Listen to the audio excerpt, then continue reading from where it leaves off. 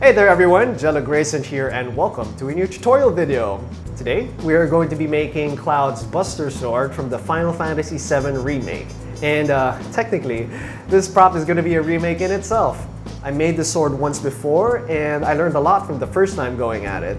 Hopefully, armed with experience and the foresight from my previous prop, in theory, we'll have a much smoother build process, but we'll have to see about that, okay? So, let's get right to it and get to work.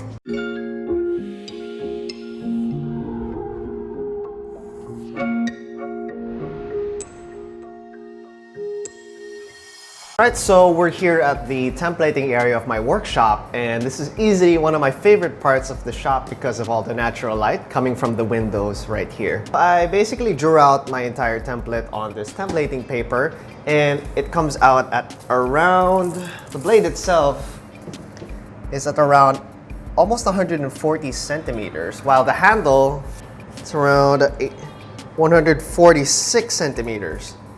So around about 180 centimeters. I've done this before on my old Buster sword, but I didn't get it correct right away. So I went back and refined all of my lines, and I will be cutting off the parts again and transferring it onto EVA foam.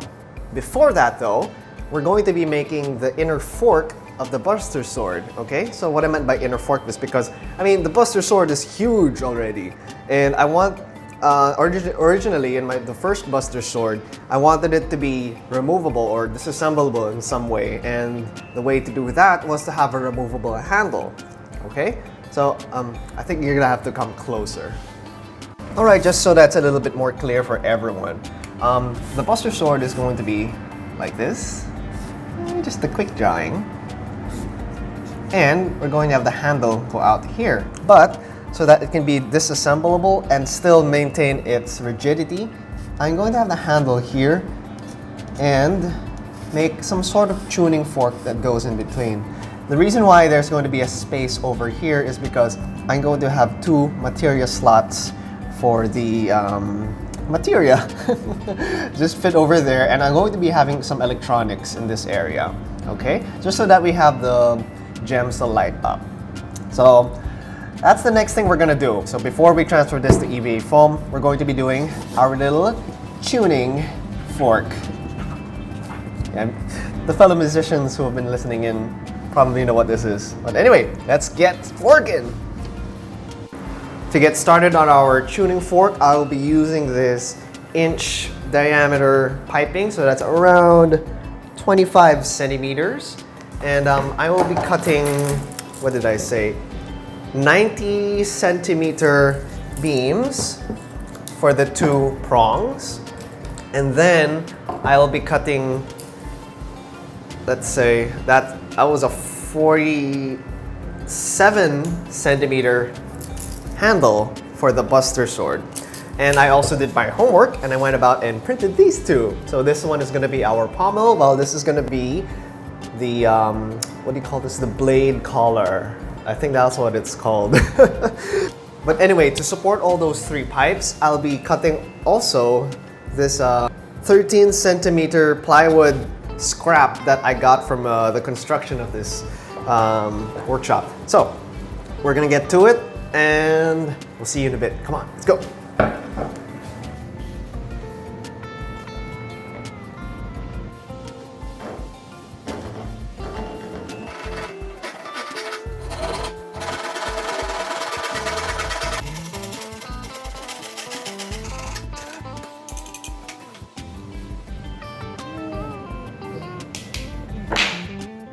Since my Forstner bits didn't arrive in the mail, I had to use my drill and my router to create the 1-inch holes that are on the base plywood piece.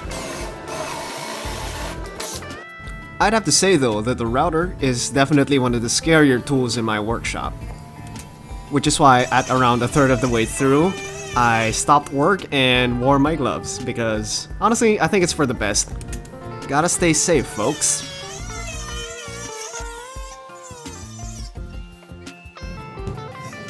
Bye. Say hi to the camera.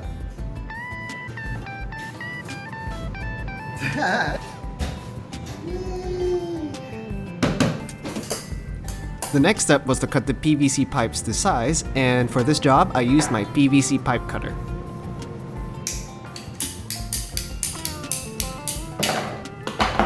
I then drilled a hole into the plywood and then through the PVC pipe so that I could insert a screw right through it. This would inadvertently come back to haunt me later in the build, since the plywood I used just wasn't thick enough to support all 3 pipes.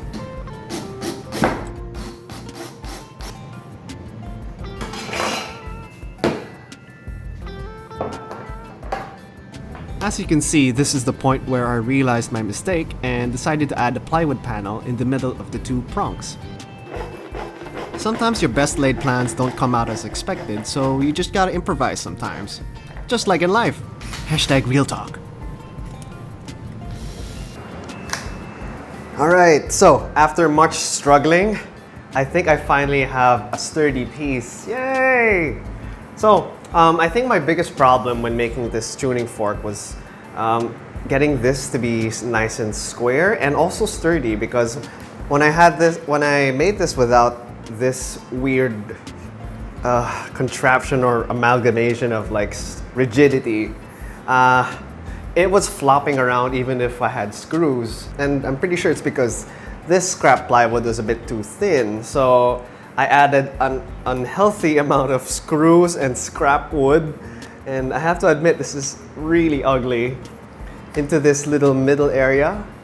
But right now it's very, very sturdy, and I'm very happy with how rigid it actually is. Now, as you can see, it's a bit flared out this way, but that's fine because we're going to be hiding it inside the blade.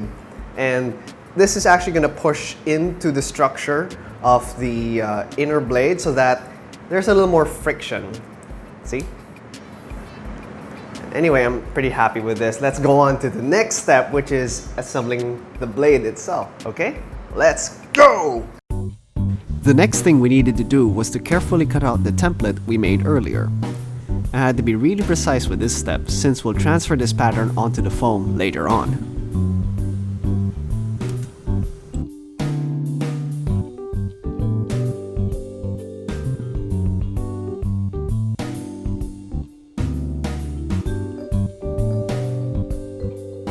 Okay, so right now I just finished cutting out our template from our templating paper. The next thing that we need to do is to transfer this pattern onto EVA foam, and I'll be using 6mm EVA foam. So I'd just like to explain a little about how I made this template. If you see here, there are registration marks, and this will also be transferred into the EVA foam. This way, I can align all of the different parts to each other, since this one, like for example, let's say here on the edge of the blade, this lines up to another template over here, there, and yeah, it gets transferred onto the material, and when we put together both materials, both parts, it's gonna be nice and square. So let's get to it.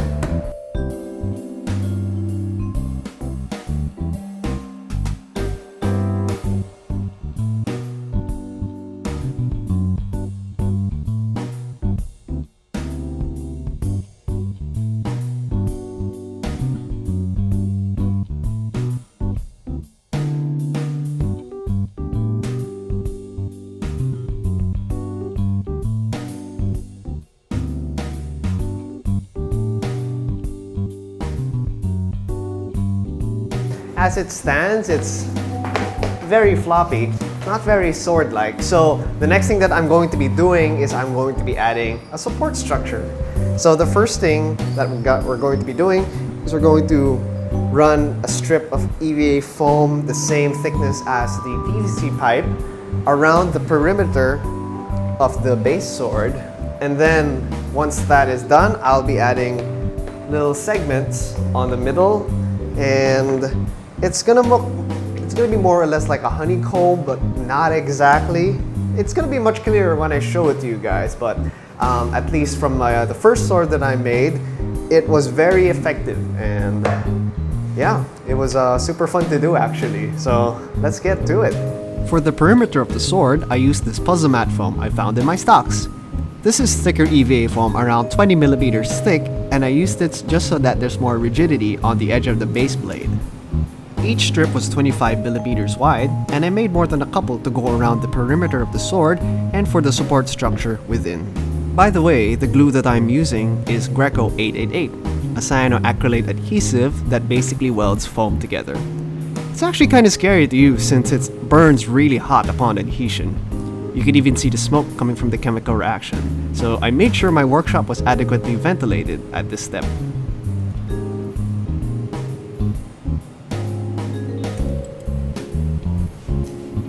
I brought out the tuning fork we made a while ago and proceeded to test fit it onto what we've done so far. Once I knew it was a good fit, I then placed one strip of foam where the fork ends and went about lining the edge of the two prongs with even more foam strips.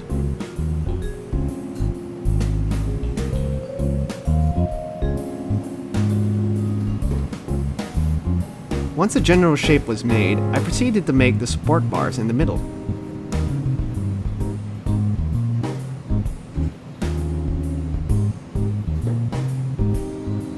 Each support bar was spaced around 10 centimeters apart from each other, and I lined them all up throughout the entire sword.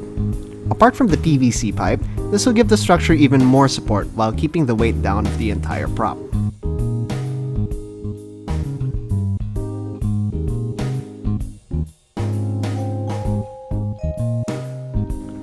I almost forgot to attach the magnet.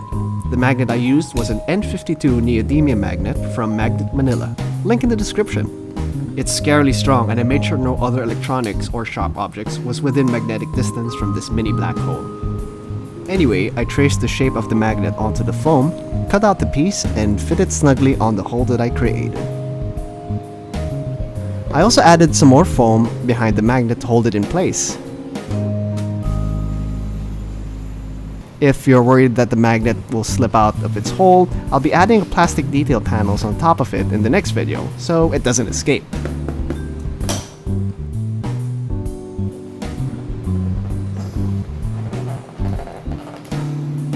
Oh boy.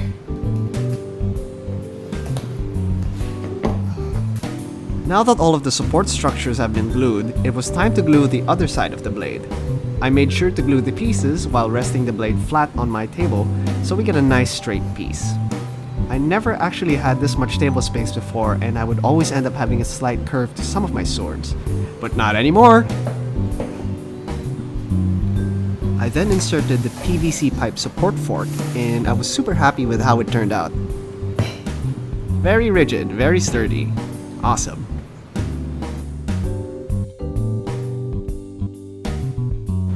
The last thing I needed to do before going to the next step was to glue this triangle piece onto the tip of the sword. I used a more rigid PVC plastic sheet or cincher board for this part, since this is the area that is thinner than the rest of the blade, hence more prone to breakage.